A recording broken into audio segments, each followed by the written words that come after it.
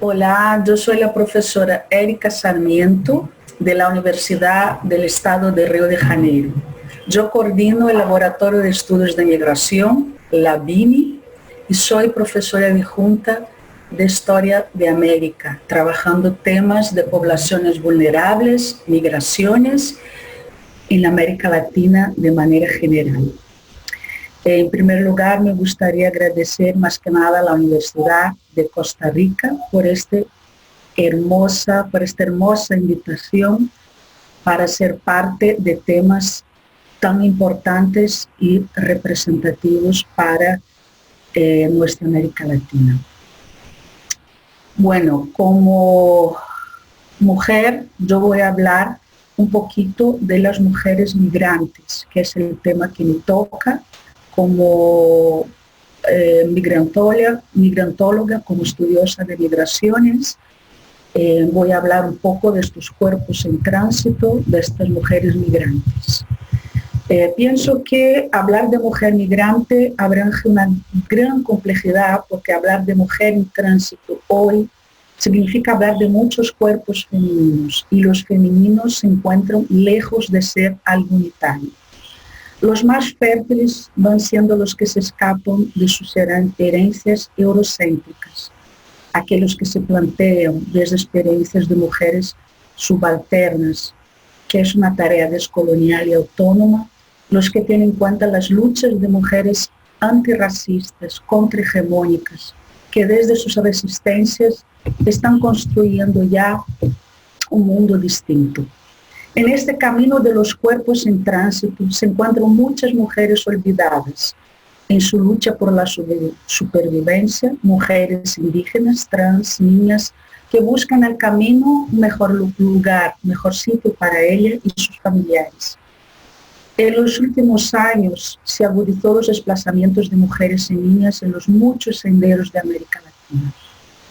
Si el peligro y la violencia acompañan diariamente a los miles de cuerpos masculinos en sus jornadas migratorias, para los cuerpos femeninos los riesgos tornan-se mayores. En nuestras sociedades patriarcales, hechas para hombres ejercer el dominio de muchas formas, los cuerpos femeninos, vistos físicamente como más frágiles, consecuentemente son definidos como objetos más fáciles de serem poseídos, disponibles para su explotación en muchos sentidos, solos, desechables y tirados en el camino. La securitización vale más que la seguridad humana, sin duda.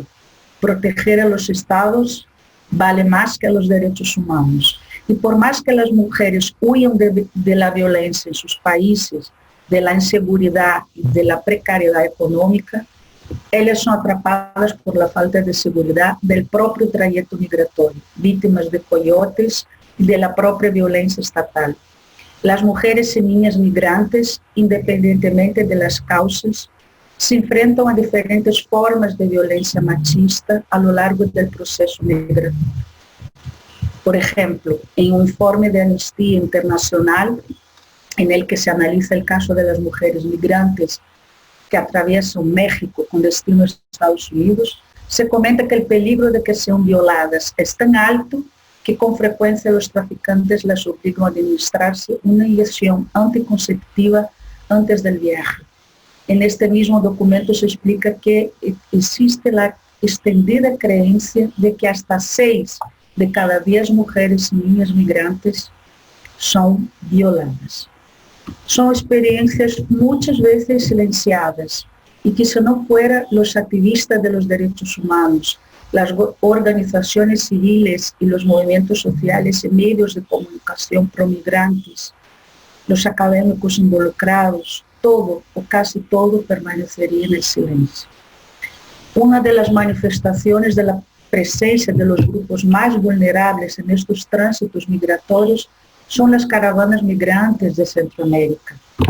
En ellas aparecen mujeres con sus hijos, grupos LGBTQ que buscan apoyo en la multitud, juntos en el camino como una forma de protegerse mutuamente y se hacer invisibles. De esa forma no se esconde la migración ni los cuerpos en tránsito, se enseñan los tramos, se da otro significado al proceso migratorio. Son algunas formas de resistencia a vencer el miedo, a vencer la imposibilidad de no volver a sus países. Las mujeres corren mucho riesgo, arriesgan diariamente sus vidas y a de sus hijos, pero no hay vuelta atrás. En muchos casos no hay ni siquiera nada atrás, no se dejó nada, solo quedó su propio cuerpo y lo de sus hijos que cargar. Por mencionar uno de los muchos casos, podemos hablar de las emergencias climáticas y las víctimas del cambio climático. Esas son las víctimas que han sufrido el impacto severo de las políticas promotoras del cambio climático y gestadas por un sistema de corte feudalista con sede en los países industrializados, construido por esta base patriarcal y alimentado por feroces necropolíticas, colonialistas, extractivistas y exterminadores de recursos naturales ajenos. Podemos citar el informe de la Fundación Ecología y Desarrollo, ECODES, de noviembre de 2019, sobre la perspectiva de género en las migraciones climáticas. Las mujeres y niñas en países empobrecidos asumen el mayor peso de esta crisis sistémica. En la medida que la situación climática empeora sus realidades como mujeres y niñas, marcadas por discriminaciones socioestructurales que determinan su inferiorización y la negación de derechos en razón de su género. La falta de visibilización de la situación de las migrantes climáticas contribuye a acrecentar la violencia machista, las discriminaciones por razón de género y las negaciones de derechos y libertades fundamentales, de tal gravedad que evidentemente transcende la preocupación por los efectos derivados del cambio climático. La securitización de la frontera, sin duda, trae la criminalización de la migración. Y el ejemplo más latente es el caso de la frontera estadounidense y los discursos del presidente Trump, alimentado con su promesa de contención de los cuerpos a través de un supermuro, todo agudizado por la pandemia y consecuentemente seguido por muchos otros estados con el cierre de fronteras. En este caso, a las migrantes se ve un tránsito permanente en los centros de acogida migrantes de las ciudades mexicanas y tantas otras ciudades en las fronteras norte o sur, centros que son denunciados constantemente por parecer más a cárceles que a espacios de acogida humanitarios. Podemos seguir por la violación de los cuerpos femeninos. ¿Qué decir de la eugenia demográfica, la extirpación de los úteros femeninos, la mutilación de sus cuerpos que vino a tona recientemente? No es algo nuevo en la historia y más una vez nos encontramos mediante a tríade, género, raza, clase social. Úteros latinos no son necesarios, no pueden reproducirse más allá de sus fronteras. Otra cuestión muy importante y que debemos mencionar es que los datos en relación a migración femenina y toda violencia que la circunda aún son muy invisibilizados. Es importante señalar que la Comisión Económica para América Latina y el Caribe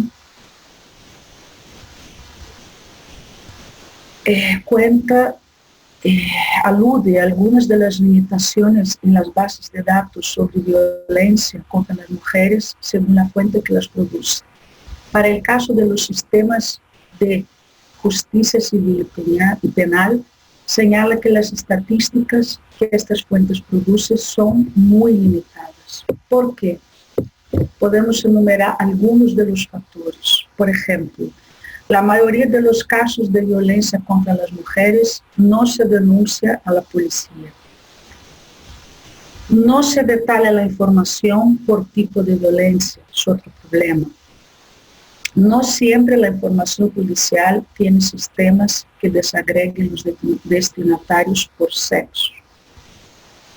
Existe dificultad para acotar el número de indicadores y diferenciar los resultantes de la prevalencia que generan las encuestas o módulos específicos de la atención, gestión propia de cada entidad pública o programa.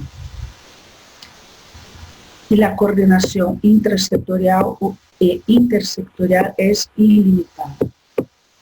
Entonces, incorporar la perspectiva de género a partir de un enfoque interseccional en todas las respuestas de los estados para contener la pandemia, teniendo en cuenta los distintos contextos y condiciones que potencializan la vulnerabilidad a la que las mujeres están expuestas.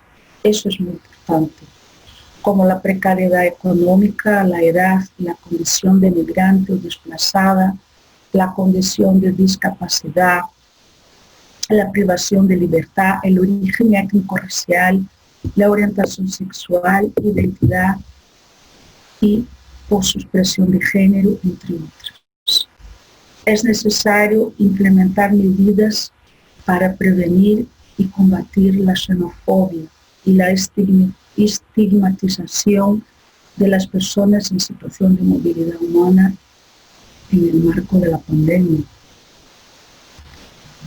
Y fuera de él, por supuesto, impulsando acciones de sensibilización a través de campañas y otros instrumentos de comunicación, y elaborando protocolos de procedimientos específicos de protección y atención dirigidos a niños, niñas, adolescentes, migrantes, mujeres refugiadas, proveyendo los mecanismos específicos de asistencia a estas personas que se encuentran solas o acompañadas, aún así solas, en estos caminos.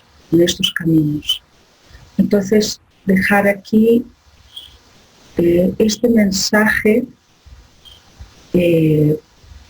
acerca de las mujeres migrantes que no van a desistir porque muchas no tienen cómo volver, y esta migración sur-sur la tenemos que ver mucho más allá,